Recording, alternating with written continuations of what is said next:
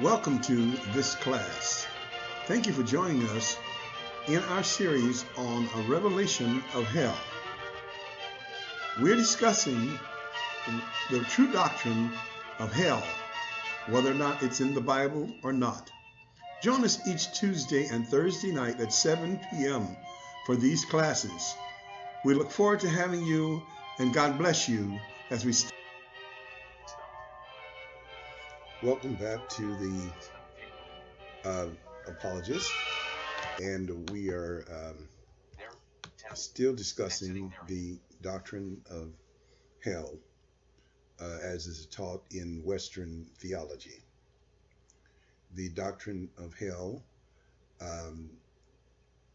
is something that was put into theology. It is a extra biblical theological concept. And when I say extra biblical, I mean it's actually outside of the Bible, but it is in theology.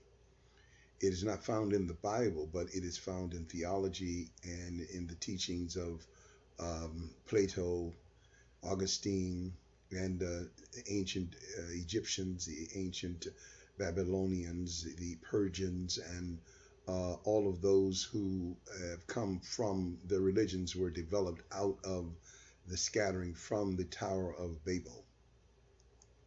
And so for that reason, it might be uncomfortable for many to watch these videos or to read this material, because when you are Bible-based, and you have all confidence in the Bible, and you have all confidence in your Christian leaders and teachers who teach you, then that is the scope of your experience and your exposure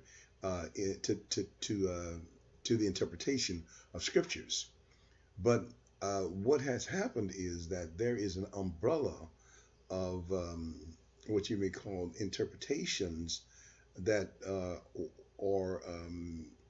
what we call extra biblical. I'm using the word extra biblical because they are not really in the Bible, but they were put in what we call theology. Theology is what men say the Bible says. In other words, theology books are what how men interpret the scriptures, and then what they teach to the public, and what they teach, what they put in commentaries, and what they teach in seminaries is not necessarily the truth. So anyway, the doctrine of hell, the reason why a lot of this is foreign to a lot of us is because the origin of the doctrine of hell is from extra biblical philosophy and quote theology, and not from biblical truth.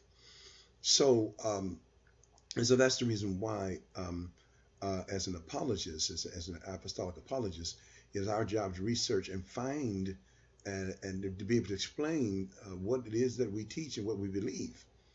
And so in the search for the doctrine of hell in the scriptures and to why we believe it, we have found that we believe it because it was given to us by the extra biblical out of the extra biblical writings, and from people like Plato and Augustine. It didn't come from the apostles. This is what research is finding, that this did not come from the apostles, didn't come from Jesus, didn't come from the Old Testament prophets, but it came from the pagan world, the Egyptians and the Babylonians, and in particular Plato. And so these are pagan, these are secular philosophers and pagan philosophers. So that idea came from them, and it was interwoven into the theology. And the theology, those who write theology book commentaries, the commentaries that we read in seminaries, and so then it was handed down to us. But research finds that this is not biblical. So and that's what we're working on here.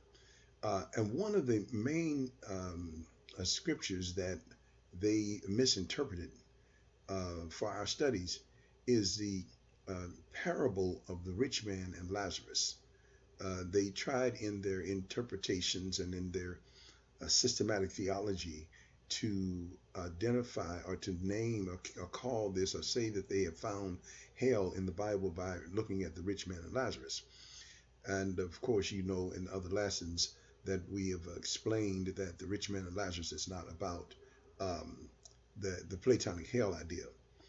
But the rich man and Lazarus was a parable given by Jesus that was directed at the Jews, and he was telling the Jews that the circumstance where they were rich and with all of the things of God, and the Gentiles were poor and had none of the things of God, that situation, it was going to change. It's a parable, and what I want to do is I wanted to explain in this video what the bosom of Abraham is. The bosom of Abraham. So the name of this lesson will be the bosom of Abraham. So the bosom of Abraham, as we see in Luke, where Jesus said Lazarus died and he was carried by the angels to the bosom of Abraham. The bosom of Abraham, first of all, we want you to explain to you that this is a symbol of all of the promises of God and all of the blessings of all of the promises that God made to the Hebrews, to the Jews. And if you will notice, if you study Abraham, the Abrahamic covenant is the covenant that God made with man that included a promise of a lineage, a promise of land, and a promise of blessings on the earth. And the extended part of the Abrahamic covenant culminates in the millennial period, which is a period where the Jews will occupy the earth and the Lord will come, and it'll be 1,000 years of peace. And that is actually to the Jews who will occupy the earth. And so, and then all of the blessings and the favor of Abraham, even actually the new covenant and the new covenant, and the church is also an extension of the Abrahamic covenant, because in this the seed of Abraham comes Christ, who Christ is the what you call the earth blesser, and so he dies and he includes everybody in the new covenant, and the new covenant is the church, and so everyone is included in the new covenant in the church, even the Gentiles are included. And so the new covenant, which was an extension even of the Abrahamic covenant, but the new covenant has certain components to it. In the new covenant, the church goes to heaven in the rapture, but in the Abrahamic covenant, where its extensions from it is the Davidic covenant, which is the kingdom covenant, Palestinian covenant, which is the land covenant, and in the Davidic covenant, that's the millennial is fulfilled in that, and the millennial is fulfilled in the Palestinian covenant, and the millennial fulfills even the Abrahamic covenant in its basic sense, but relative to the Jews here on the earth and all that they had. So the Abrahamic covenant, Abraham, the bosom of Abraham, is all of those promises and all the comfort and all the blessings that the Jews had in Abraham. This Abraham's bosom in Luke, where Abraham actually comes and talks with the rich man. First of all, we must understand that the rich man and Lazarus is a parable and is speaking corporately of the Gentiles and corporately of the Jews. Lazarus is corporately the Gentiles and the beggars at this particular point, according to Ephesians 2 and 12, they were not privy to the commonwealth of Israel. In other words, all the things that the Jews had. And so now, and the rich man is corporately the Jews. This is not about individuals going to heaven, but it is about the corporate status of the Jews. So the rich man represents the Jews corporately. And so it is not a true life story, because Abraham appears in it. And somebody say, well, it's got to be true life because Lazarus, he got a name. No, that name Lazarus means the Lord is our helper. In other words, he's a helper. In other words, he's going to help the Gentiles. That's the message that Jesus was given to the Jews when he spoke. That name has a meaning to it. It's not just Lazarus, his mother named him that, and he grew up with that name in the neighborhood. No, that was a name that meant something. It meant that Jehovah is going to help us. He's going to help the Gentiles. He's going to help the strugglers. All right, so that's why the name Lazarus was given. And so, and that's why Jesus gave it in the parable. Then we see Abraham. Now, first of all, you have to understand that this is a parable because, well, all of the other parables that Jesus spoke in that class that were down there, he said they came a certain man, a certain rich man. All of those were parables. And so this one comes down as a parable. In a parable, there are things that are said and done that maybe not be true to life, but they're put there to make the point. So Abraham appears.